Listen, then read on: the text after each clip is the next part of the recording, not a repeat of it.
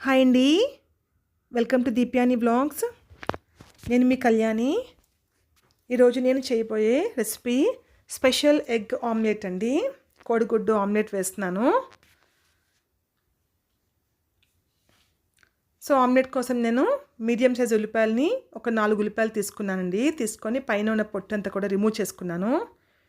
ఈ వర్షాకాలంలో ఉల్లిపాయ అన్నిటిపైన ఒక బ్లాక్ కలర్ లేయర్ ఫామ్ అవుతుంది కదండి, బ్లాక్ ఫంగస్.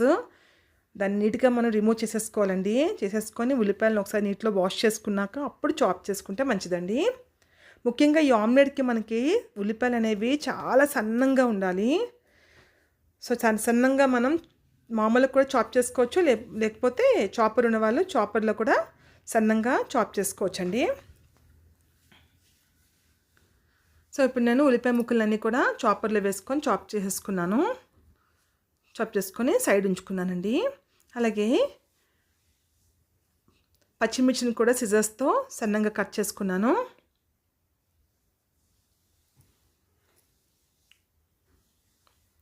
సో ఈ విధంగా కట్ చేసుకున్న ఉల్లిపాయ ముక్కల్ని, పచ్చిమిర్చి ముక్కల్ని రెడీగా పక్కన ఉంచుకోండి.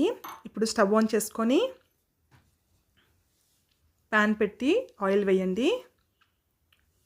సో ఆయిల్ వేడెక్కిన తర్వాత అందులో నేను ముందుగా తురిమి ఉంచుకున్నాను కదా ఉల్లిపాయ తరుగు, అందులో వేసుకొని మీడియం ఫ్లేమ్ మీద, పర్టికులర్గా మీడియం ఫ్లేమ్ మీద మాత్రమే దీన్ని ఫ్రై చేయాలండి, లేకపోతే మాడిపోతుంది. ఇక్కడ నేను అల్లం వెల్లుల్లి పేస్ట్ వేసానండి, ఆ క్లిప్ మిస్ అయింది. సో అల్లం వెల్లుల్లి పేస్ట్ కూడా వేసి బాగా ఫ్రై చేసుకోవాలి. బాగా ఫ్రై అయిన ఈ ఉల్లిపాయ బాగా ఫ్రై అయిన తర్వాత దాన్ని కాసేపు గాలిలో చల్లార్చుకోవాలండి. ఇప్పుడు నేను ఒక బౌల్ తీసుకొని అందులో 5 ఎగ్స్ని తీసుకొని ఆ 5 ఎగ్స్ని స్పూన్తో బాగా బీట్ చేసుకుంటున్నానండి. మీ దగ్గర బీటర్ ఉంటే బీటర్తో కూడా బీట్ చేసుకోవచ్చు, లేదా స్పూన్తో వీడియోలో చూపించిన విధంగా బీట్ చేసుకోవాలి. సో కంపల్సరీ మనం ముందుగా ఈ బ్యాటర్ని బాగా బీట్ చేసుకోవాలండి. ఎగ్స్ని బీట్ చేసుకున్నాక ఇప్పుడు మనం ముందుగా చల్లార్చుకొని ఉంచుకున్నాం కదా ఈ ఉల్లిపాయ ముక్కలు, వాటిని ఇందులో వేసుకోవాలండి. వేసుకొని పసుపు, ఒక 1 టీ స్పూన్ గరం మసాలా, కొంచెం కారం, ఉప్పు, ధనియాల పొడి, కొత్తిమీర తరుగు, అలాగే గ్రీన్ చిల్లీస్ కోసి ఉంచుకున్నాం కదా పచ్చిమిర్చి, వాటిని కూడా వేసుకోవాలండి. మీ కారం ఎక్కువ తినేవాళ్ళైతే పచ్చిమిర్చి ముక్కల్ని ఎక్కువ యాడ్ చేసుకోవచ్చు, లేదా తక్కువ వేసుకోండి. ఇప్పుడు ఆ బ్యాటర్ని మరొకసారి బాగా బీట్ చేసుకొని పక్కన ఉంచుకుంటున్నాను. ఇప్పుడు స్టవ్ ఆన్ చేసి అదే ప్యాన్ని మళ్ళీ పెట్టండి పొయ్యి మీద.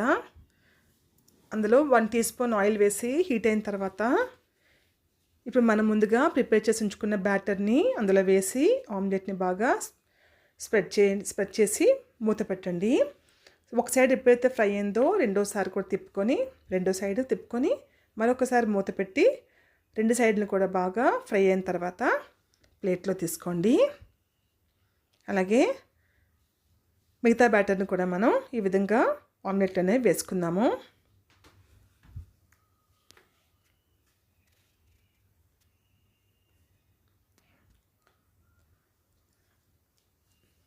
మీకు ఈ వీడియో నచ్చితే ప్లీజ్ ఒక లైక్ ఇవ్వండి. అలాగే మన ఛానల్ని ఎవరైనా కొత్తగా చూసే వాళ్ళైతే ప్లీజ్ ఛానల్ సబ్స్క్రైబ్ చేసుకోండి.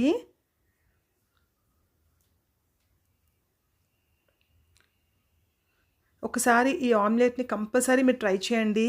ట్రై చేశాక బాగా చాలా బాగుంటుంది ఇది. మీ ఫ్యామిలీ అందరూ మిమ్మల్ని ప్రైజ్ చేస్తారు. తప్పకుండా నాకు కామెంట్ చేయండి ఎలా వచ్చిందనేది ఆమ్లెట్.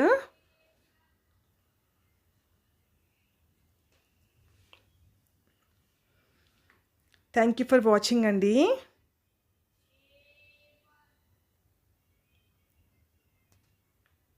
మీ ఒక్క లైక్ మాకు చాలా వాల్యుబుల్ అండి. ప్లీజ్ వీడియోని లైక్ చేయండి. టేక్ కేర్ అండి. Bye. See you in the next video.